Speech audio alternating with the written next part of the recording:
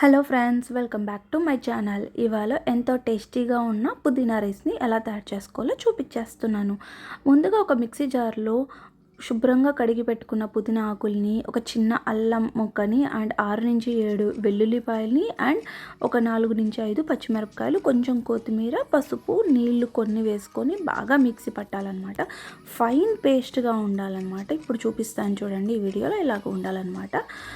ఇప్పుడు ఒక ప్యాన్ పెట్టుకొని 2-3 టేబుల్ స్పూన్ల ఆయిల్ వేసుకొనేసి, ఆయిల్ వేడెక్కాక చెక్క, లవంగ, ఇలాచి అండ్ జీలకర్ర వేసుకొనేసి, కరివేపాకు, పచ్చిమిరపకాయ, ఎండుమిరపకాయ అవి వేసుకున్నాక అండ్ ఒక పెద్ద సైజ్ ఆనియన్ని స్లైసెస్ లాగా కట్ చేసుకొనేసి ఇలా స్లాట్ చేసుకోవాలన్నమాట.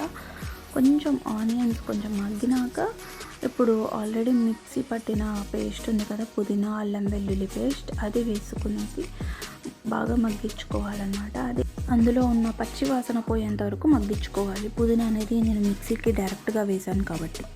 ఇంకా ఎవరైనా మా ఛానల్ని సబ్స్క్రైబ్ చేసుకోకపోతే please subscribe to my channel. ఇలా కలుపుకున్నాక ఒక చిటికెడు పసుపు వేసుకోవాలన్నమాట. పసుపు వేసుకొని ఇలా మళ్ళీ కలుపుకొని మూత పెట్టుకోవాలి. అండ్ వన్స్ అది ఆయిల్ సపరేట్ అయ్యాక నేను ఆల్రెడీ 1 గ్లాస్ బాయిల్డ్ రైస్ తీసుకున్నాను అనమాట. అది పొడి పొడిగా ఉండి చల్లార్చుకున్నాను. ఆ చల్లార్చుకున్న మిశ్రమాన్ని దీంట్లోకి వేసుకునేసి కలుపుకోవాలి.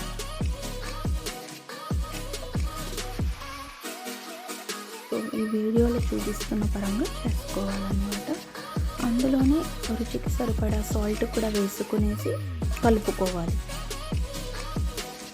ఇది చాలా క్విక్ రెసిపీ అండి. ఒక 10 మినిట్స్లో మన ఇంట్లో ఉన్న వస్తువులతో అలా చేసేయచ్చు అనమాట.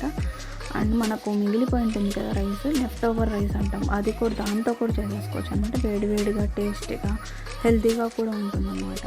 ఇలా కలుపుకున్నాక కొత్తిమీరతో గార్నిష్ చేసుకునేసి ఒకసారి అంతా మిక్స్ చేసుకునేసి ఒక 5 to 10 మినిట్స్ సిమ్లో పెట్టి వేడి చేసుకోవాలన్నమాట. సో ఎంతో టేస్టీగా యమ్మీగా ఉన్న పుదీనా రైస్ రెడీ అయిపోతుందన్నమాట.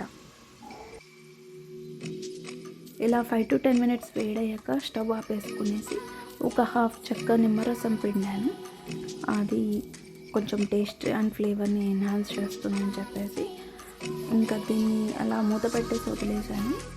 అండ్ దీనికి కాంబినేషన్గా రైతా చేసుకుంటే చాలా బాగుంటుందని ఒక చిన్న కప్పులో పెరుగు తీసుకునేసి అండ్ అందులో టేస్ట్కి సరిపడా సాల్ట్, సన్నగా కట్ చేసి పెట్టుకున్న ఆనియన్స్, పచ్చిమిర్చి కూడా వేసుకున్నాను. అండ్ అలాగే కొత్తిమీర కూడా వేసుకొని బాగా మిక్స్ చేసుకున్నాను అనమాట. సో అంతే, సింపుల్ రైతా కూడా రెడీ అయిపోతుంది. సో ఇదైతే చాలా టేస్టీ అండ్ యమ్మీగా ఉంటుంది అనమాట. అది క్విక్ రెసిపీ అనమాట. మీకు కన్నా నచ్చినట్టయితే please like, share and subscribe to my channel.